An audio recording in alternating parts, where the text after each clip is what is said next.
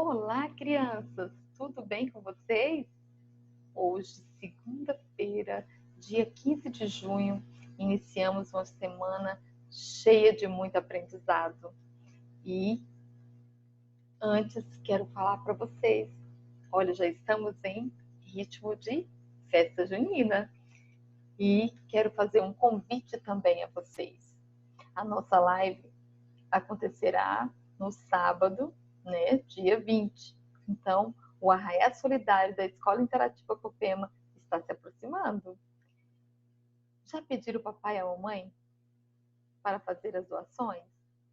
Será uma ação solidária e beneficente para as pessoas que estão precisando de ajuda. Então, é um momento de solidariedade. E não percam a nossa live. E participem também. Será um momento maravilhoso. Contamos com a participação de vocês, tá bom? Então, vamos lá para a nossa aula de hoje, de história. Isso, muito bem. E não podia faltar a preparação para esse momento maravilhoso. Então, se preparem um ambiente tranquilo, sossegado, com uma luminosidade boa, para que vocês possam ter muito aprendizado. Olha, com um livro didático. Não esqueça de pegar um caderninho ou uma folha para estar fazendo as anotações de dúvidas, né, que queiram estar perguntando, tá bom?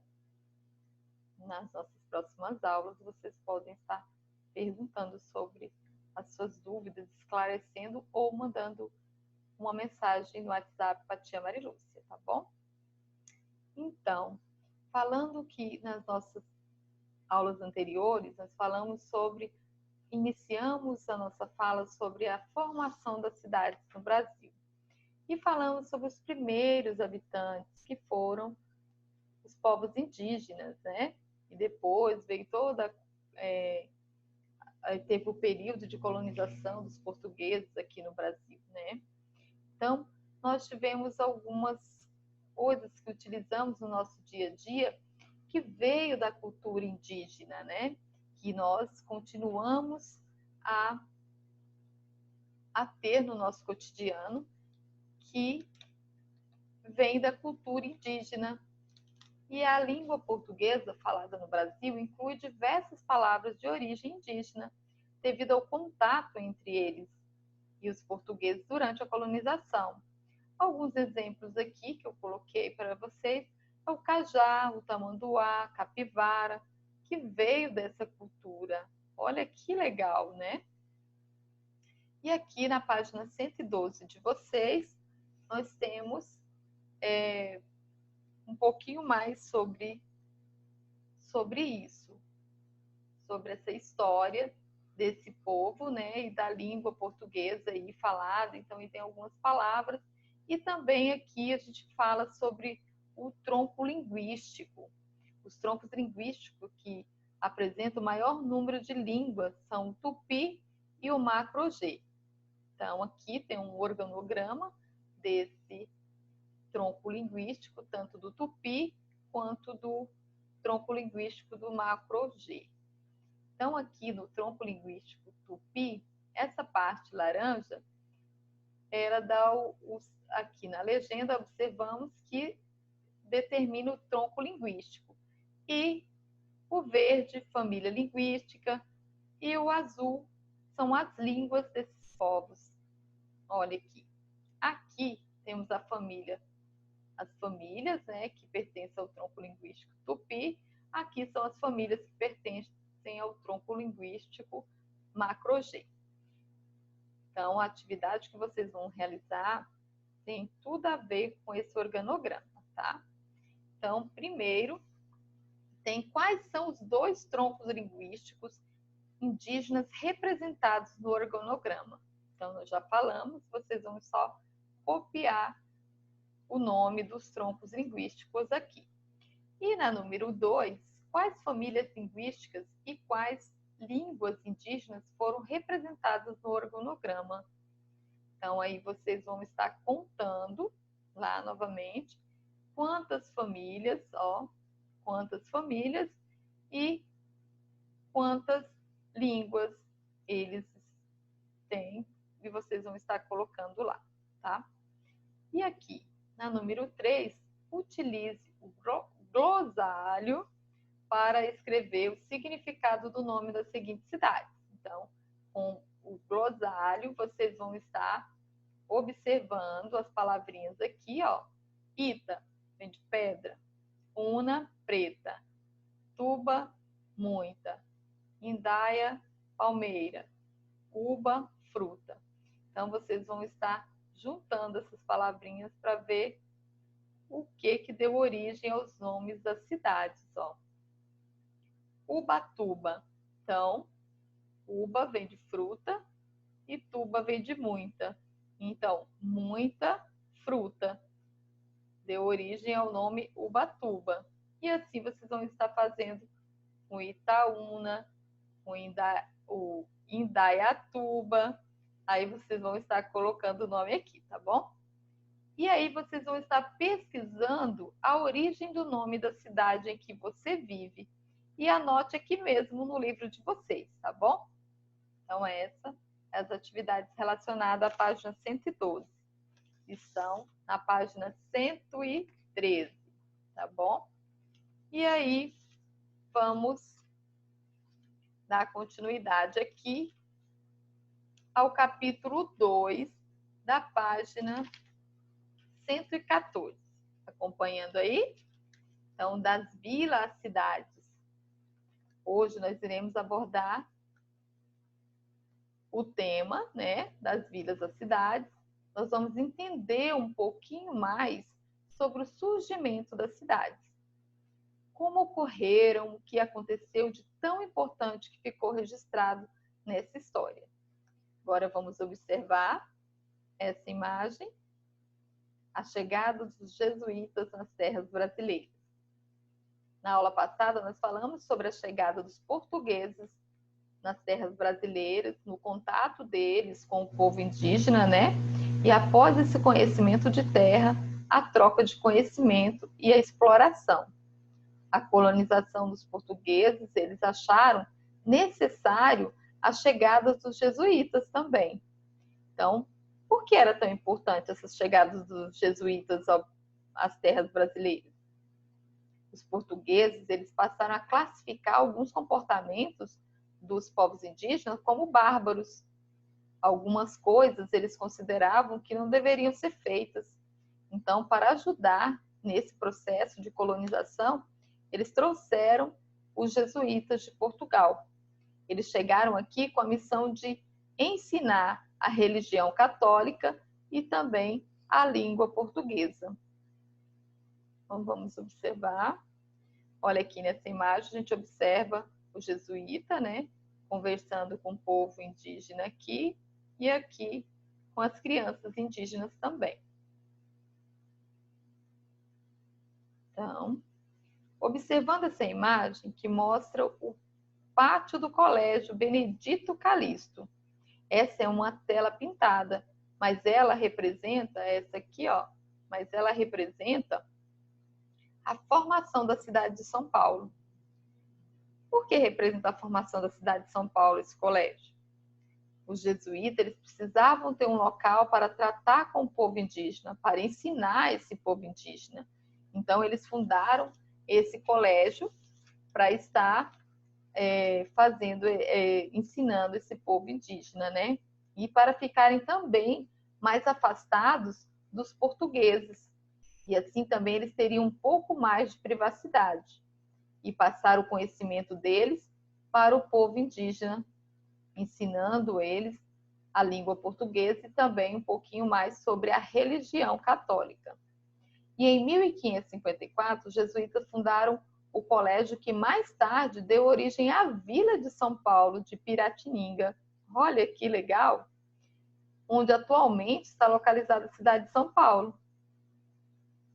E aí, aqui, ó, deu o nome de Vila de São Paulo de Piratininga, foi o primeiro nome dado à cidade de São Paulo. E por que é importante para a história da cidade de São Paulo a preservação de parte do pátio do colégio? Porque o colégio, ele representa um marco histórico do surgimento da vila, que deu origem à cidade de São Paulo. Então, trata-se de portanto, de um patrimônio histórico, né? Então, a preservação dessa memória da cidade. Então, é muito importante essa preservação. Então, aqui, Expedição de São Tomé em 1549. Nessa imagem, estamos vendo uma estátua de São Tomé de Souza aqui, ó, em frente à Câmara Municipal. Então, vamos falar um pouco sobre a fundação da cidade de Salvador. Como aconteceu? Salvador, que foi a primeira capital do Brasil, a cidade seria a sede do governo português no Brasil, local onde estabeleceria o governador Tomé de Souza e outros funcionários enviados pelo rei de Portugal. A coroa portuguesa precisava estabelecer um local onde fossem resolvidas várias coisas, como o comércio, a questão das pessoas que estavam vindo para trabalhar. Salvador foi a cidade escolhida e lá foi a primeira capital do Brasil. Lugar propício, porque também era próximo do mar. Assim, o comércio era mais viável. Então, porque tudo saía por navio. Então, teria de ser um local apropriado para facilitar esse transporte. E nada melhor do que próximo ao rio, ao mar, né? Então, Salvador foi construído no alto de um morro para dificultar os ataques. Esse também foi um fato muito importante para Salvador. Assim, dificultaria os ataques de outras pessoas e também de outras expedições que fossem enviadas, e até dos próprios índios. Agora, aqui nós temos uma planta de Salvador. Está no livro de vocês, na página 116. Observem aí. Observe aqui ao lado também, ó, que tem uma legenda. E nessa legenda fala sobre a cidade alta e a cidade baixa, que irei explicar para vocês no próximo slide aqui. Essa planta é de 1559, exemplo de como era Salvador naquela época. Observem aí. Tá vendo? Então, essa era como era Salvador naquela época, há 470 anos. Agora, falando um pouquinho sobre cidade alta e cidade baixa. Observem aí. Por que era importante? Por que era chamada de cidade alta e cidade baixa? Na parte alta foram construídos prédios ligados à igreja e ao governo, como a Câmara Municipal e o Palácio do Governador. Na parte baixa, essa aqui, ó, é a parte alta. E aqui é a parte baixa.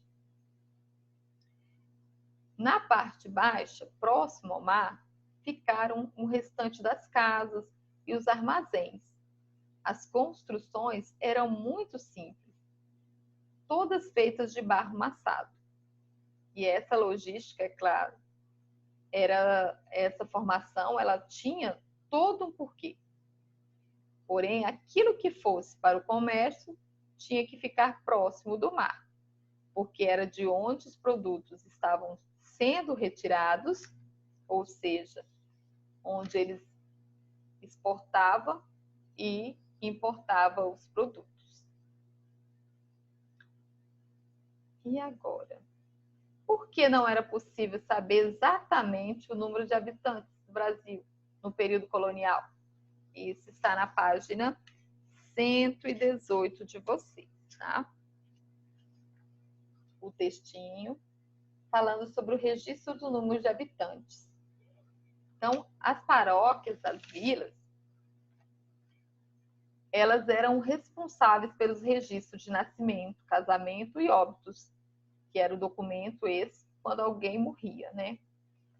Mas muitas pessoas moravam em lugares de difícil acesso e não registravam os nascimentos dos filhos.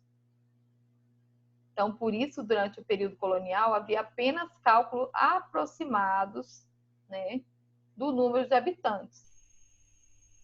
Não é como nos dias atuais, que é possível ter um número mais exato. A população do século passado não foi possível ter um número exato pela forma como acontecia, né? Então, aqui, na página 118, vocês têm um pouquinho mais falando sobre o registro do número de habitantes. Então, vamos lá. E o que aprendemos? Aprendemos um pouquinho sobre o que foi os jesuítas, o que eles vieram fazer aqui no Brasil. Eles vieram o quê? Ocupar terras, ensinar a religião ou explorar os recursos? Eles vieram ensinar a religião, muito bem. Quem pensou nessa questão aqui está correto. Sobre a expedição ao Brasil, comandada pelo Tomé de Souza, tinha como objetivo o quê?